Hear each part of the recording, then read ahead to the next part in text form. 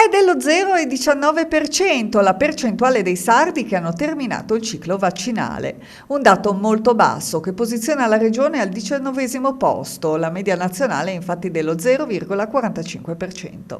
A dirlo la Fondazione Gimbe, nel cui report si legge anche che le dosi di vaccino consegnate alla Sardegna ogni 100.000 abitanti sono 3.302 contro la media nazionale di 3.567. La campagna vaccinale nell'isola ha dunque subito un brusco rallentamento, soprattutto dopo la mancata consegna di metà delle dosi Pfizer previste per la scorsa settimana, che hanno portato a ridurre le nuove inoculazioni per avere la certezza di poter somministrare la seconda dose a chi già avesse ricevuto la prima. Nel frattempo, il commissario per l'emergenza, Domenico Arcuri, ha inviato alla Sardegna il calendario previsionale delle consegne di vaccini Pfizer e Moderna tra l'8 e il 22 febbraio. Alla Sardegna aspetterebbero 65.000 dosi, un calcolo fatto in proporzione al numero di abitanti. Ma, come specifica lo stesso Arcuri, dopo i precedenti con Pfizer e AstraZeneca, al momento certezze sulla precisione della tabella di marcia non ce ne sono.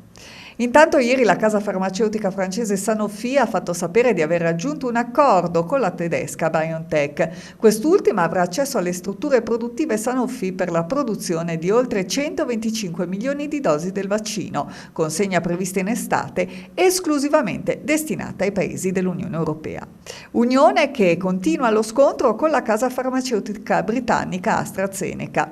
È ancora mistero fitto sui veri motivi che hanno portato l'azienda a ridurre la quantità di dosi che, secondo accordi, avrebbe dovuto essere consegnata all'Unione.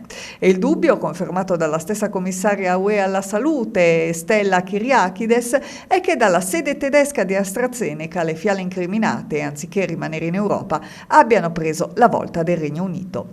Le case farmaceutiche non si facciano illusioni, dichiara la commissaria. Noi abbiamo i mezzi per capire cosa succede, sappiamo dove vengono prodotte le dosi e se sono state mandate da qualche parte.